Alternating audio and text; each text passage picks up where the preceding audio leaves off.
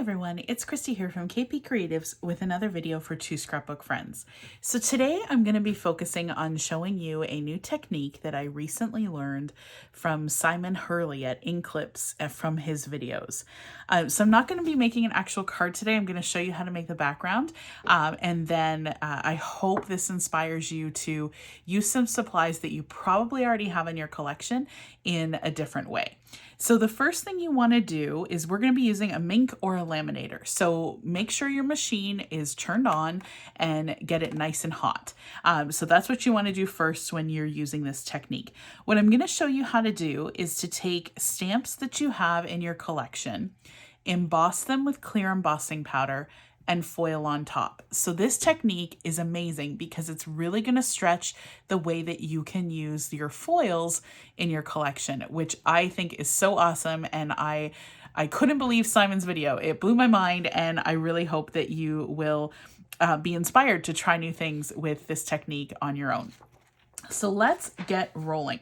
I'm going to be using some green cardstock from Gina K with Gina K's coordinating foil. So at Two Scrapbook Friends, you can get jelly bean green cardstock and you can get jelly bean green foil. So that's what I would recommend for this technique. I have tried it with other foils, with other deco foils, and it's an okay result, but this match I have found for the laminator that I have and the tools that I'm using today, I have found the best results with that. So that's what I would recommend to get started. So the stamp that I'm using is one that I know a lot of you have in your collection, which is the Tailored Expression Full of Flowers background stamp. A lot of people have this because Christina featured it in one of the virtual events last summer.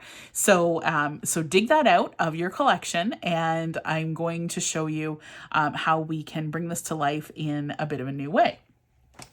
So I've got the cling stamp set up in my MISTI. I have removed the foam pad in the MISTI because we've got this nice thick red rubber stamp that we're going to be using. So the first thing I'm going to do, I actually have a little bit down there, but I'll put some more, is just put some dot runner on the scrap paper in the MISTI, and I'm going to pop my cardstock in. And the reason I am putting the dot runner down is because this is an instance where I'm actually not putting the MISTI right in the corner, because I want all the detail of this great background stamp on my cardstock. So if I put it right in the corner, I'm going to miss a little bit. I probably would trim this panel down anyways, but this just gets the biggest bang for your buck with your cardstock. The piece of cardstock that I have cut is a standard A2 size card. So we've got 4¼ inches across and 5½ inches down. So the Gina K cardstock comes in 8½ by 11 pieces. So you get 4 of these panels if you cut them to this size, which is really great. So if you are new to embossing, this tool might look a little strange to you. You might wonder why we're using chip clips in our crafting, but this is a really important step when you're embossing. This is an anti-static powder tool. And what you want to do is run it, just tap it a little bit, and then run it across the surface that you're going to be embossing.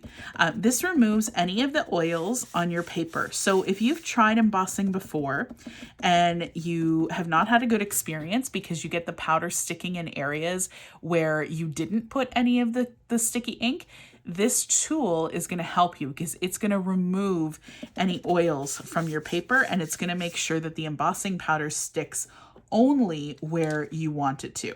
So I'm really excited because Two Scrapbook Friends has a new tool from Tailored Expressions coming soon that's going to be kind of an updated version to an embossing tool, and I can't wait to try it. So then you're going to take whatever clear, sticky embossing ink you have in your collection. I'm going to use the Versamark today.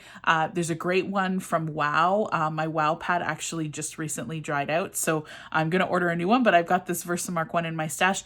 You could even use VersaFine Onyx Black ink because it's a pigment ink. It stays wet and sticky longer. You could use Distress Oxides.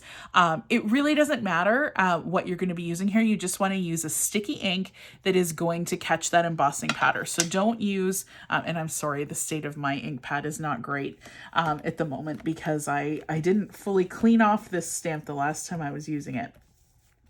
But you really you don't want to use dye inks because they're not going to stay wet long enough to be able to catch the embossing powder.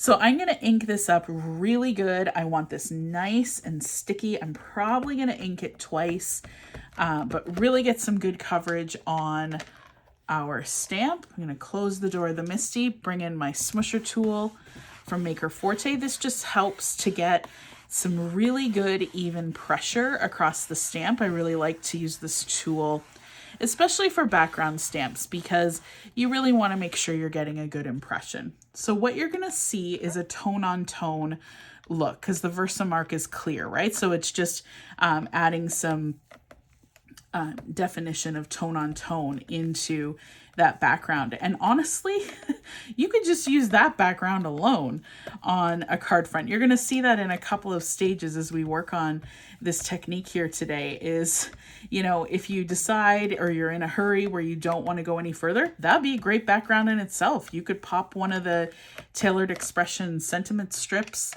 on there or any other sentiment you've got in your collection, and you got a pretty quick card that looks great. So I'm just going in here again with the smusher tool, making sure we get a good solid impression. And I'm just going to go one more time actually, because I can see down in this corner it's a little light and a couple areas in the middle. So because we want to make sure that embossing powder is sticking, I'm just going to go in a third time. So here we go. Last pass with the MISTI and the smusher. And that looks great. So I'm just going to peel this off easily. Be very careful not to touch the areas that are already inked up. And then I'm going to bring in a piece of scrap paper. This is just regular computer paper, nothing fancy. I've got my clear embossing powder from Lawn Fawn, which I am due for another one. I have been embossing like crazy lately with this technique and a couple of others. So I have gone through this pot of clear embossing powder quite quickly. So you can see the embossing powder is sticking to the areas where we want it to. I'm just going to get it in all these little spots. Make sure we've got good coverage. And then I'm just going to tap it off gently. And hopefully you can see there on camera that we have some really great coverage of our embossing powder. There are two little spots that I want to make sure we just give an extra touch to. Okay, that looks great. So we've got our panel there. I'm just going to make a funnel with this paper and put the remainder of the embossing powder back in the little pot here. Get that closed up for next time. Now I'm going to bring in my heat tool. I'm going to get it nice and hot, and we're going to emboss and get the embossing powder to be nice and shiny. So I'm sorry for the noise, but stick with me here as we emboss this panel. Especially if you're new to embossing, you'll see that it does take time. I won't speed up this video so you can see how long it actually takes for something like this to be finished. So here we go. So you want to just move your embossing gun a little bit. It takes just a couple seconds for it to get nice and hot. And then you're going to see that the powder is going to start to melt. You see there in the corner, we're starting to get that really great shiny green. And now it's really going to start to melt quickly across the panel. So you might want to move your panel a little bit in the light so that you can make sure you're getting all of the embossing powder melted. So it looks like we're pretty good in this section. I should have tapped off a little harder because I can see a little bit of embossing powder in that area, but that's okay. Adds to the handmade charm of our projects. So just melting away here. Don't be afraid to move your panel. Sometimes it's really easy to bring in a clothes peg to hold the paper that you're embossing, but because this background stamp covers everything, it's not as easy to do that in this situation. But that's a great option if you're what you're embossing is smaller than the piece of cardstock that you've got. So just getting this last third of the piece done here. And I'm very likely when I am ready to make a card with this, I will probably cut the panel down. So you see where I picked up the cardstock at the beginning, I've got a little bit of a smush there. That's okay, because I'll very likely cut this down to get a nice margin on my card, so I'm not worried about that. No need to start over, completely okay. All right, so that looks really good. Everything looks nice and melted. And we're just gonna let it cool so that this will set up. So you can see, again, this would be great as a card front on its own. So I hope you're seeing lots of options here. You can stamp in Versamark on colored cardstock for a tone-on-tone look. You can emboss in clear for an even deeper tone-on-tone look with a little bit of shine. And it's really fun to be able to try these new things. So I'm just going to move things around here so that we can get sorted with the laminator. So what you want to have is a piece of parchment paper. The Thermoweb and Gina K foils come with a carrier sheet like this. You can reuse it. You can reuse it many, many times. So get yourself one of those. I put a thin piece of cardstock shim in my carrier folder. And I can feel some embossing powder on there, so I'm just going to wipe that off. I just find I get better results with this. So then I'm going to take that same microfiber cloth and just run it across the embossed panel just to take away any anything that we don't want on the panel. And then I've cut a piece of the foil. So I'm going to lay that on top. So I'm going to make sure that's right in the corner or in the spot that we're going to fold. And I will tell you, sometimes this technique, it's not, I'm just going to turn this over so we've got the straight edge against here. It's not 100%, you're not going to get 100% foiling. There's going to be some spots that it doesn't catch, but I really think that that's cool because we used that tone-on-tone technique that it's going to look pretty neat. So I'm just running it through my laminator. So doing that in real time. So again, you'll know how long that takes. I have my machine set on 5 mils, which I think on the Mink, I think that might be the high level. I'm really not sure. Check your Mink manuals to see what the 5 millimeter setting is. I'm just using the laminator here that I have.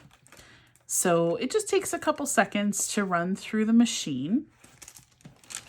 And then you're going to pull it out. You're going to open it up. You can see that we've got some rippling here, so we know something's stuck to our cardstock, which is great. I am going to take that cloth again. I guess we've got a green theme going on today. And just press so that we're getting anything that maybe wasn't quite stuck there, that we're going to get a good impression going through. So now it doesn't take long to cool enough to peel it off. That's plenty long enough. So now I'm going to peel and reveal. So can you see where we've got that great foil texture? And it's not 100% perfect, it missed in a couple spots, but how fun is that for a card background? You could cover up any of those areas with a sentiment. What I will plan to do with this is actually cut it in 2, and then I can you get 2 cards out of this, which I think is really awesome. So I did another one earlier that is very similar result. So cool to be able to take your clear embossing powder, use your foil on top of it, and see what results you can get. I did try this also with the clear stamps on a couple of Easter cards, and it worked great. So I think this is one of those things you want to try when you are in the mood to play around in your craft room. You can, dig out your foils, get out your embossing powder. Again, I used clear, but I really don't think that it matters. at the end of the day, what type of embossing powder you use. I think you can probably use many different kinds, because all you're doing is essentially covering it up anyways, right? So it really doesn't matter. So so give it a try. I hope this inspires you to try something out. Just create some really cool backgrounds.